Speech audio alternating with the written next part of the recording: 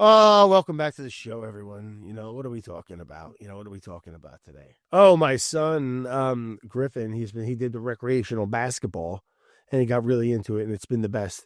And they had a he's got a really good team, really good group of kids that are in his class that are also on this team.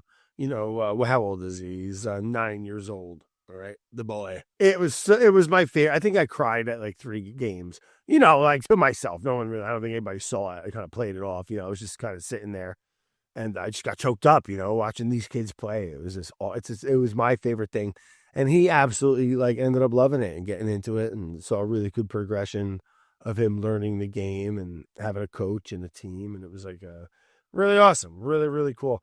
And they went undefeated, and they just last weekend had their playoff game. It was awesome. They won the playoff game, and then back to back if they won the playoff game, because they play at schools, and they're bottom of the barrel being the young rec kids, so it's hard to get court time. So we had to play the championship right after the playoff game, and they played the championship right after. And Griffin did freaking great, man. Scored a few buckets. All right, big man in the paint.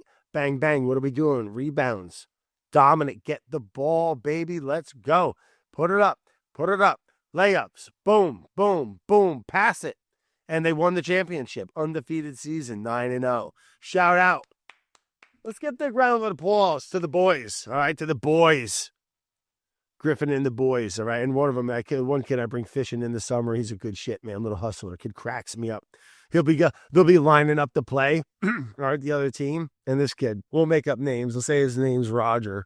And, this is like, we're talking 10, 9, what are they? What's he, freaking 9 years old?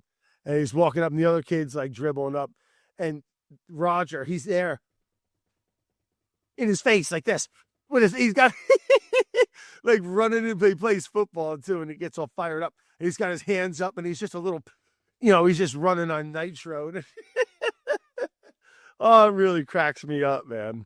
But yeah, the boys crushed it this year. All right, guys, we're gonna open up the lines. We're gonna take some calls, answer some questions. If you have any questions, go ahead and send it into layitonbradleone at gmail.com. Oh, another reader. Good God. You guys are really, it was very clear in the directions, guys. If you could go ahead, I like hearing your voice. It helps me understand the whole scenario a little better. I get a better vibe from it. But if you go in, leave me a message, a little video message, or even just a voice recording message. I'd love to see your face, all right, about your questions. I'd lay it on. Bradleone at gmail.com. But this one, let me go ahead and read this little short novel that someone sent in. Hey, Brad, nothing gets me out of a funky day more than your voice. Well, that's very nice. My God, I was a little rude about you texting it in, but okay. There's nothing that gets me out of a funky day. Wait, hold on, Brad. You can't even freaking read. This isn't going to work out. But then one of your videos. My first video I watched was with you and Bruce the sheepdog, and have been hooked ever since. Bruce is great. My God. I've been out of college for several years now, and I'm really struggling with my corporate job lifestyle. I don't have any passion for the work. Well, that's a bummer. Passion is a big thing, man, in any category of life, but especially your job. Nothing worse than going to a job you hate. And I've been there. I've woken up and literally dreaded, not to make this about me, but just to relate, and miserable idea was every day going to the job. When I wake up, I just hated going to the jobs, a couple jobs I had to do. So I know what you mean, man. I've been there. All right, let's get back on track here. Do you have any advice for someone struggling with the monotony of their day-to-day and hoping to chase something more meaningful? You're the man, Cooper. You're the man, Cooper. But Cooper, thanks for the question. And man, just keep your head up, and just remember, nothing changes unless you change, I guess if you want to try something. I know it's easier said than done. I get it. And you probably fail, statistically, you'll probably quit your job and do something and it probably won't work. And then you'll have to figure something else out. And then that road wise, and you figure that out. And before you know it, you land somewhere where boom, either you're homeless and you really fucked your life up, or you found something and you got there, and it's just a journey that you went down, Cooper. But you got to keep your head up in the job that you're at. and then, use that security to build a plan and come up with something, build a plan, take some chances, and don't be scared of a little work. I mean, I guess most successful people that I know work their ass off. And I'm not saying you don't, but just there ain't nothing going to fall in your lap. That's for damn sure. And if it does, great. Geez, if it does, my goodness, even better. But yeah, keep your head up, stay positive. All right. I love you. Let me know how this turns out, Coop. And the job that you're at, I don't know, man. Like I said, come up with a plan and then get the heck out of there. You don't need that. You don't need that. You got kids, Coop? No, you just got out of college. What are you talking about, Coop? Well, maybe you do. I don't know. If you're tied down, Coop, maybe hopefully you didn't get talked into buying a house already or something. I don't know your situation, Coop. Maybe you're financially very secure. I don't know. If you're not liking what you do and you don't see a future in it, and there's no hope of it getting better, listen, baby, time's the most valuable thing. Time's the most valuable thing we got, man. So get the heck out of there. I'm excited to introduce you guys to our guest today, coming from Miami, Florida, down in that area. All right, down in that hot, swampy ocean. Miami, baby. What are we talking about? You might have seen him from Local Legends, where we went out. That's my YouTube show. Check it out if you haven't. Okay, mandatory. He's known for fishing off a Sea-Doo. Recently, I think he got into the boating game. Can't blame him. But he's made a name for himself just catching hogs offshore, which is rather close down there. It gets deep pretty quick. But catching big old fish, sharing it on social media, doing it mostly from the Sea-Doos, those personal watercrafts, like I say jet ski sometimes, but that's a brand. I know he was riding with Sea-Doos. And these things, we went out together. I mean, these things are boats, man, stable. Still, we caught some fish. I caught a fish. It was a slow day, but we caught a couple bottom fish. I might have caught a blackfin tuna, jigging with a bucktail on a reef. Check it out. And then you can come back and me and Emmanuel Williams, ladies and gentlemen. He's going to be joining us in just a few minutes, and we're going to be talking all the talks and picking his beautiful mind about fishing off of Sea-Doos and life and how he doesn't really like to eat fish or anything, if I remember. But we love him, and welcome to the show, Emmanuel. Thanks for coming, buddy.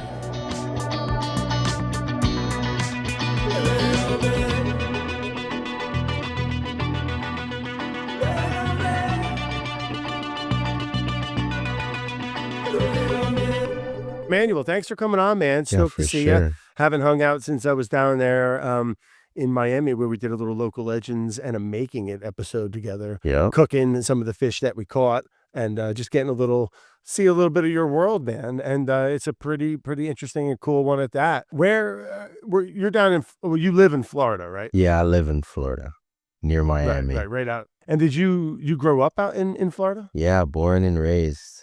That must have been, what was growing up in Miami like? I mean, I guess it's not an unusual experience, but for me, I've only been there a couple times, and it's certainly one of the weirdest cities on the East Coast. But I like it. Well, that must have been, tell me about that. It must have been all the good, the bad. Like weird in what way, though? Like just that it's big, and I was doing this cooking event in this hotel room. It was this big apartment building. And it was like a skyscraper down by the water there. And at one point I looked out the window, and I'm not even kidding, there was 3 different women with selfie ring light camera things, twerking in thongs, on the balcony, making content and shit. And I guess it's just I don't know, I shouldn't say, it's just, it reminded me kind of like LA, in a way. Yeah. I mean, I feel a lot bigger. I feel like Miami wasn't always as fried as it is now, honestly. Growing up, it was pretty chill. Just went to a charter school, played sports growing up, went to church. On the weekends, if we got time, I'd go fish with my dad.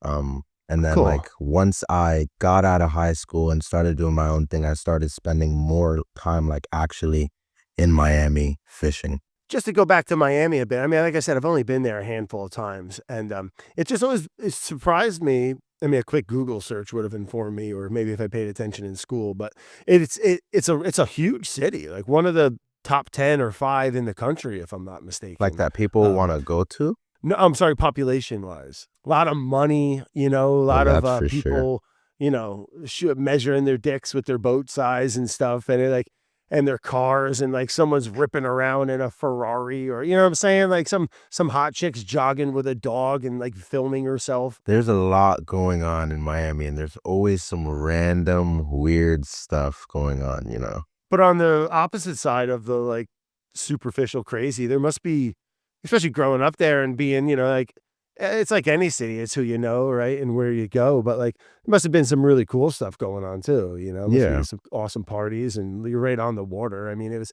probably saw a lot of change, like you were saying, since even from when you were a kid. Oh, for sure. But you mentioned you played some sports, Emmanuel. What kind of sports were you into? I played baseball pretty much from the time I Oh, was a little kid up until like the beginning of high school. second base, No, dude, I played short. outfield, close. I did play center. I was a good center fielder. I played short, and then I also played catcher. Sure, I could see you being Dude, quick, shortstop was nasty sick. little Yeah, rocket dude. to first base. Yeah. I played shortstop too up until like sixth grade, and then they were like, "Yeah, dude, you're not that good." Yeah, You that's know, we're kind of what gonna, happened. Well, I mean, I thought I was pretty good, but coaches yeah, didn't, you know, so kind of yeah, yeah, ventured other yeah. ways. Sports are good like that. I think my kids are starting to get into doing a little baseball and stuff, and Sweet. it's a blast, man. You used to kick the skateboard around a little bit too, Yeah, right? yeah. I still like would like to skate a bit, but too much risk. I don't want to get hurt and then not be able You to will fish, too. you know? Especially Broken as I get wrist, older, you know? Like, yeah, dude. It's so dangerous. yeah, it is. Skateboarders are insane. There's a certain breed that can do it into their later years. You know what Yeah, I mean? Like I would be in a wheelchair if I tried. If I was just like a cinder block yeah, head and was like, I don't care, I'm doing it. I'm doing it. I love yeah. it. I do it. I ain't built like that. I fall bad, big tall tree, fall hard on concrete and shit, you know. Are you familiar with Triangle in downtown Miami? Triangle? It's like a big granite triangle. You should search it up, and there's like a gap, and bro, it's like a legendary Miami spot that a bunch of pro skaters were skated and stuff. So we'd always be in that area, and like Bayfront area. They used to have a bunch of ledges in there that we'd skate. It was cool. No. Oh, so there was a bit of skate scene going on Oh, then for for in sure. Miami for sure, Yeah. dude. But and then you said you got into fishing a bit with your dad, freshwater, saltwater. Your dad big fisherman or? Saltwater. I wouldn't say he's like a huge fisherman, but he enjoyed fishing. He's been doing it since he was younger. So every chance we'd get, we'd go down to the Keys and fish the bridges and fish under bridges. And so that introduced Catch me to snapper. exactly snapper, grouper, like the occasional jack, tarpon, Good you know. good So eating stuff. Some of them snapper and grouper, right? yeah, I mean, we would rarely catch a grouper big enough to Right. take home and eat, but definitely like introduced me to what fishing is, you know. How did you, I mean, now you're fishing. You mentioned you're down in Louisiana, and, you know, for folks that don't follow or know who Emmanuel is, just crushing it on the fishing game, man, on the YouTubes and on the social, on the sea-doos and the boats. But like, when did you start doing your own thing and getting serious with it, or just fishing a lot more? Like right at like 18, like right after high school, I was in paramedics. I was in EMT school. I also wanted to, you know, to go fishing more, to like go diving more. So I was just online looking at like options and ways to get out there, and I came across Sea-Doos and like thought out a little plan to put a rack on this thing and put a little fish finder and outfit it. And then I started fishing on a Sea-Doo Spark, which is like a recreational model, not at all meant for offshore. And Okay. I remember my first trip, I didn't even check the weather. I just went. Oh God. I So went out there, so dude. It was super rough. I didn't catch anything. I caught a little. It's still up there. It's like my first video. I cooked a blue runner that I caught on the all right. ski. And then yeah, a little further down the line, Sea-Doo came out with the Fish Pro, and I was like, dude, this is like right up my wheelhouse. And I like immediately got that and just kept cranking out videos and grinding. So it all started on these sea-doos for you, for Yeah, the most part. I literally watched YouTube videos, did research, and taught myself And how to bought one. fish offshore on a Sea-Doo. God. And that's another animal, man. You know, it's not going off the bridge. It's dangerous, right? You know, I see your videos too, and I always get so nervous when you start pulling the gaff out and you're freaking you got a marlin next to your leg and you're gaffing the thing. And like, it's insane. I always I remember telling you, like, if you catch fish on this thing, dude, you get this guy on a boat, it's going to be a problem, Yeah. because it's definitely not harder on a boat. Yeah, no, it's definitely a lot easier on a boat. And yeah, I wouldn't say it's dangerous, but I definitely think like anything, it can be dangerous, Oh, it's definitely dangerous, Like, man. and I mean, like, you got to be squared away, and like accidents happen quick, fast, yeah, right? Like, that's why. and that's what I was gonna say. Like the videos you see now of me like catching sails and like catching multiple in a day and like gaffing mahi and gaffing tuna and like doing all this crazy stuff, dude. This is like years in the making, Right. like so much time on the water. So I would hope that people would, think of that. So it's like you don't want to go out there and just try to get into like the gnarliest stuff right away. You definitely want to like ease into it and learn the water, learn your area, learn your fishery, and like stay on top of safety always, But I would imagine you just got to have your systems and your movements just squared away, right? Like you probably just kind of do a like muscle memory, know where to put your leg, know where to put your rod, know where to turn the boat so that would, you know what I mean? Like you must just have, you got to just be dialed in. Otherwise it could be dangerous. Like even on a boat, I mean, like people get hurt all the time. Yeah. It's, No, yeah, and that's even, you definitely gotta like I think for me, like now I just know what to do.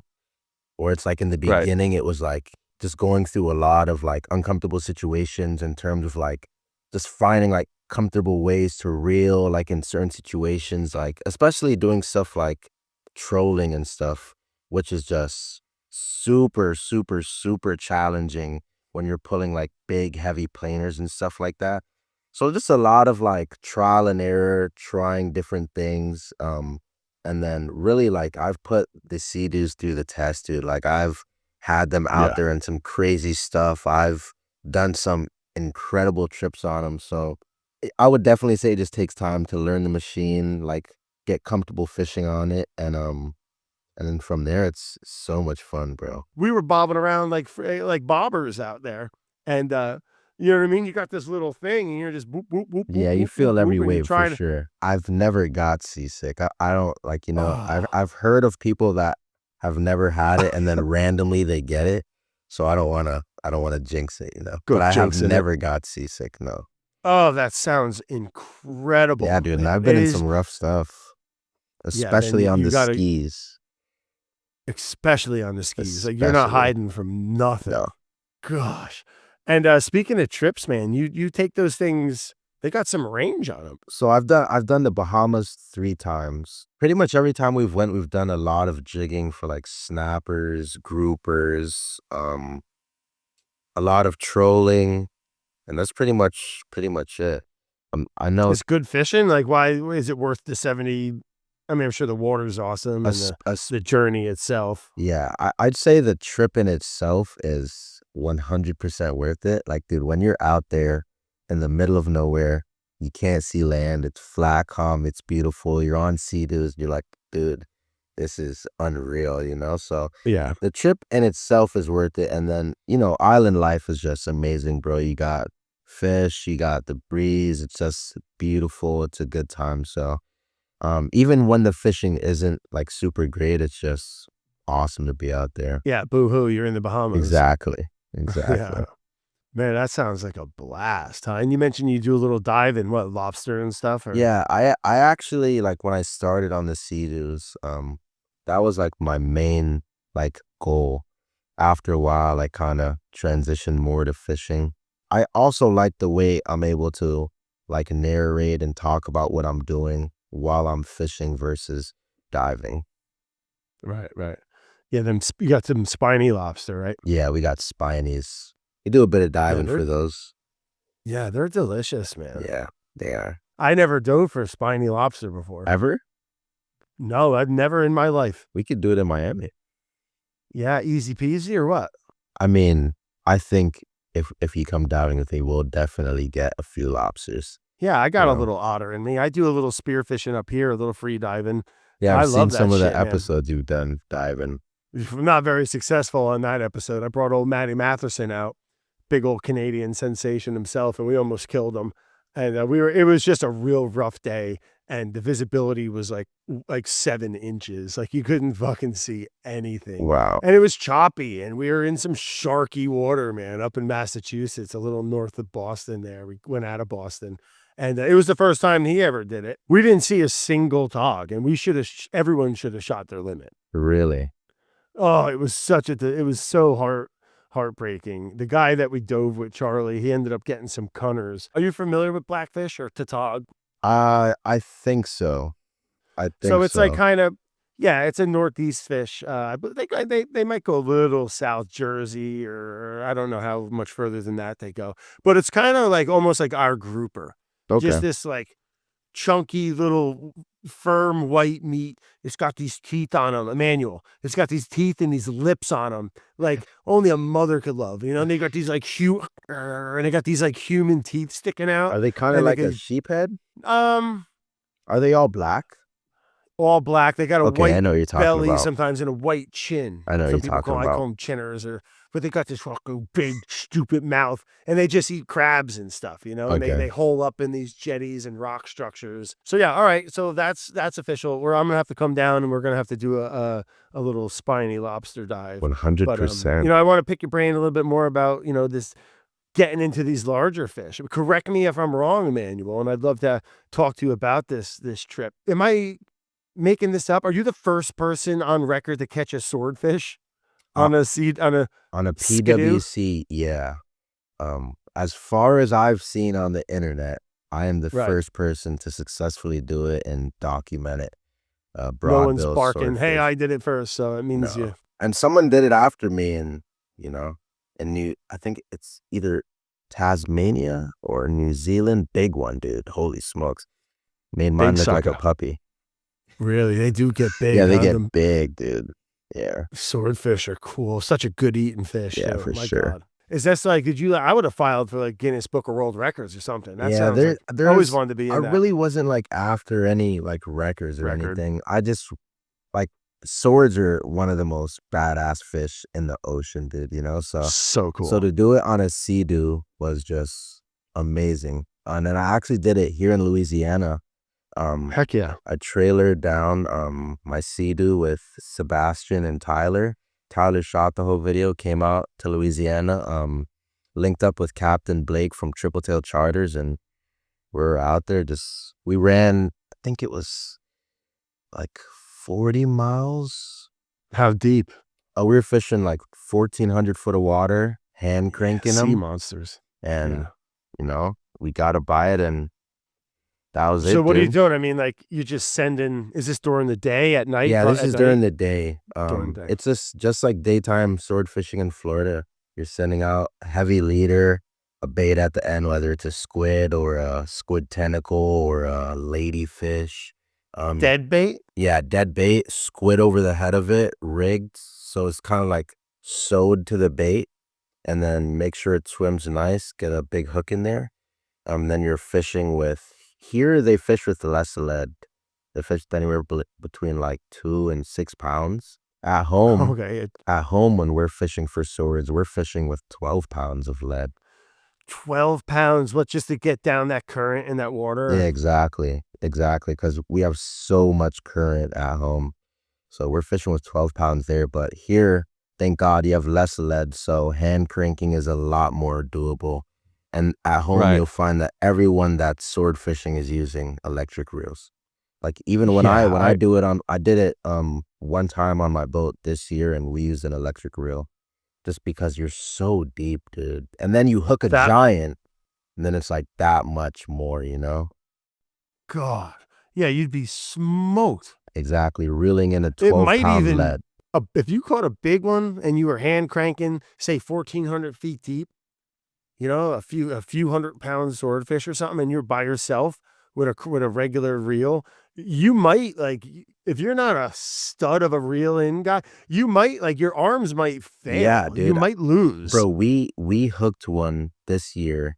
My first trip ever on the boat. It was me, my cousin Khalif, my homie Ivan, just the three of us. Ran out there afternoon. We went sword fishing. Our second drift, we hooked one. We're like, holy smokes. Like, dude, we hadn't even put a bait fish in the boat yet. It was the first ever fishing trip. We're fighting the fish for a little while. It eventually comes up. It jumps. It's massive. Like Sword. Yeah.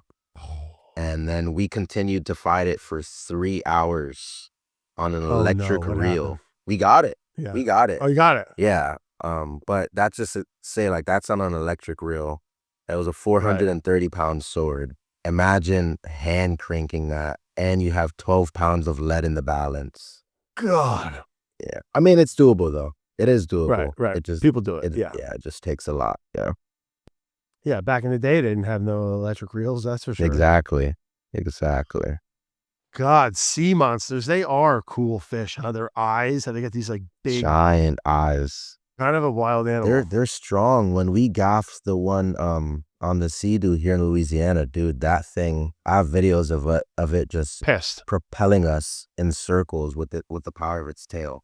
We're literally me and my homie are holding the gaff. We both have a gaff in it, and it's just kicking and spinning the Sea-Doo like this. Right.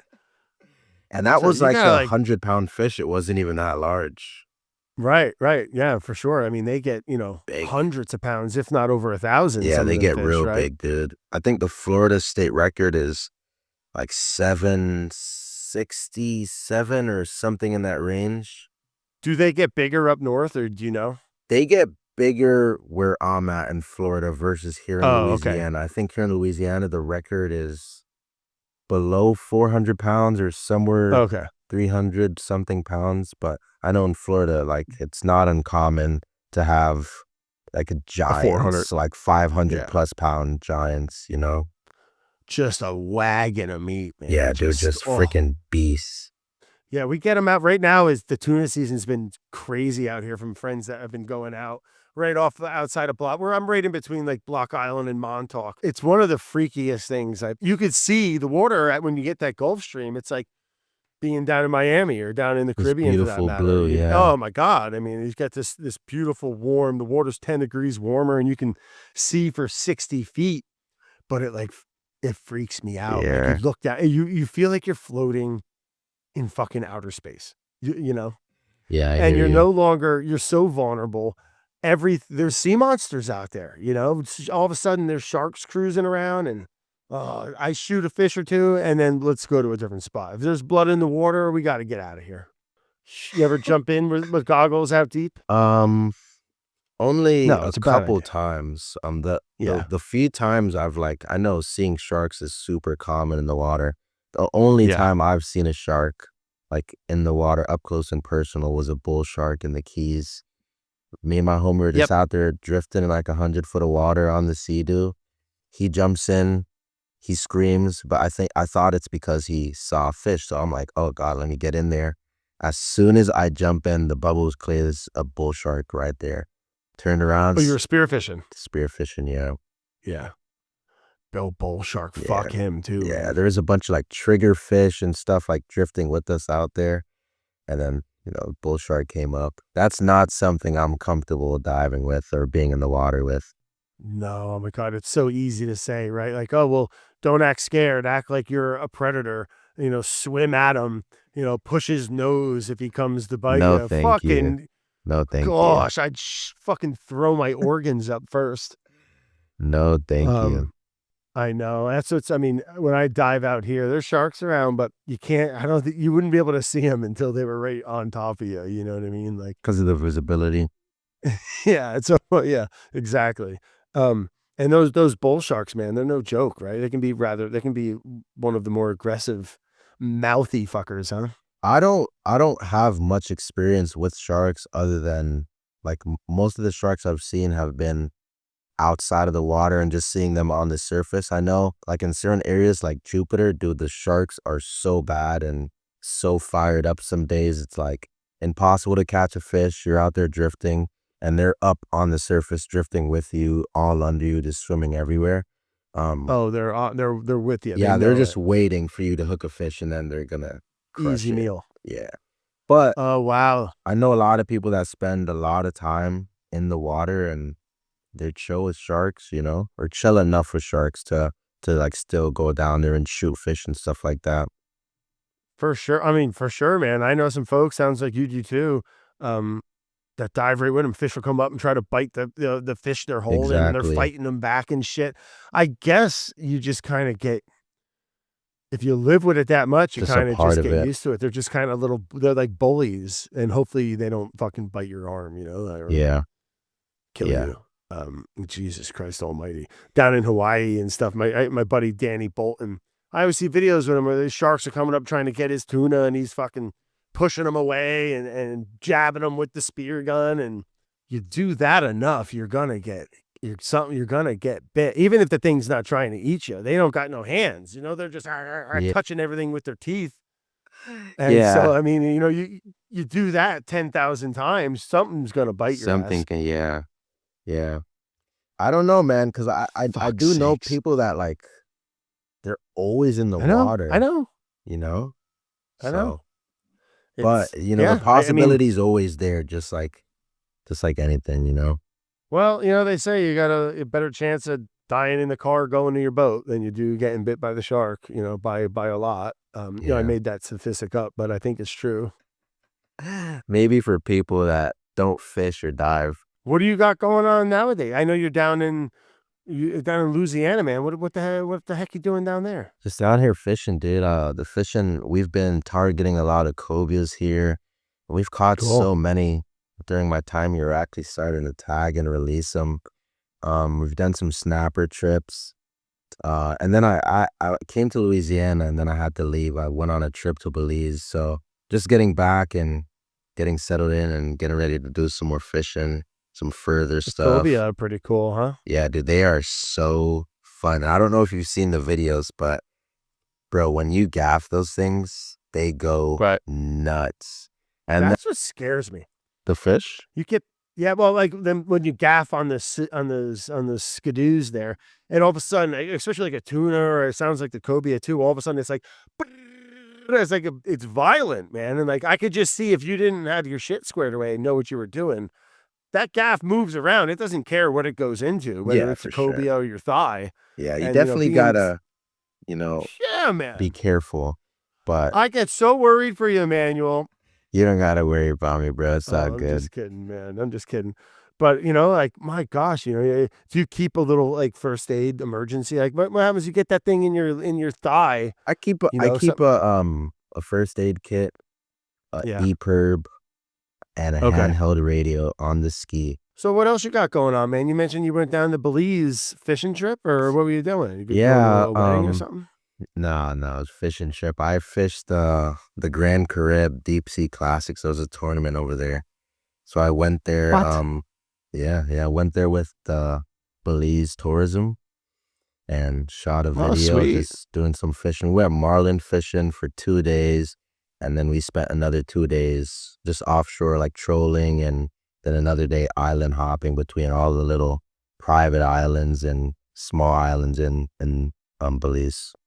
Nice little trip. Sound like a nice little gig there, Yeah, for man. sure. For sure. Would you guys catch it was a tournament, you said? Yeah, it was a tournament. The goldfish was blue marlin. We hooked one, like after 10 seconds on, it jumped and shook the hook. Spit it, yeah. But we did get a bunch of nice mahi. You working on anything cool? Just cranking out the contents on the on the Just YouTubes? fishing and yeah, just fishing and trying to go to new places and do new things, catch new fish, check off fish off the bucket list, like Alaska, you know, some Oh, yeah, I halibut. saw you were just recently up there, right? Yeah. We got into some halibut, some rockfish, some big lingcod. A lot of those, you know, those super vibrant yellow eye rockfish. Yeah, their eyes come out fucking all blown out, Yeah. right? Yeah. They're delicious though. I forget the name of those things. You said it was a rockfish? They got the yellow eye rockfish. They have, I think it's the black rockfish. Yeah. There's a bunch of There's them, dude. halibut or something though, huh? Yeah, the halibut were really interesting, dude. Like, So cool. yeah, they are a weird fish. Like, Big old slabs, man. yeah, Like, and they get fucking big. They pull them up to the giant. boat. They shoot the Yeah, the things. big ones. Yeah. Yeah, fucking right to the head, man. With a 410 or a 22 or Yeah, something. You get that thing on the deck. It's like, well, you get a big tuna on the deck, man. could be You're dangerous. breaking legs, man. You Yeah, can for get sure. hurt. For sure. Good God, I went up to Alaska a couple times and had the opportunity to catch some halibut and stuff. And it's such a good eating fish too, It man. is. I wish we had them. We get some big flatfish by us, and you go up a bit north. There's the North Atlantic. They get some halibut, but like not like out there, Not, man. yeah, not In like out California. Yeah, there. I wish I can go catch them. They're cool. Emmanuel, before I forget, which is something that happens to me every time I talk to someone, one fish that you could catch right now, what would it be? Dream fish would probably be the dogtooth tuna in Fiji. I Oh, really want okay. I to love catch it. one of those things, man. They're so cool. Gnarly things, right? Yeah. Do you not get them down? Do they not come over by North America? No. I don't know like the closest place we get them to Florida, but I do know like not a thing anywhere near us. Right. Yeah. Right. But I they know are it's big such out a like cool fish, Southeast dude. Asia, Yeah. South Pacific. I Yeah, think. and they get pretty big too. Yeah, dude, and I think they're like a mackerel or something. But it's like it's so weird because they're such a big like tuna like fish, but then they'll be like in the reef. You know, Right. it's And they got really teeth like a mackerel. Yeah, it does look like a yeah, mackerel almost. Like a yeah. giant Bro, bonita. they are animals, bro. Like the videos of people jigging for them, and oh my goodness, it's unreal. Pissed off. Have you been over to Southeast Asia? It sounds like you got to get out there, bud. Yeah, I really want to do like, Australia, Fiji, New Zealand.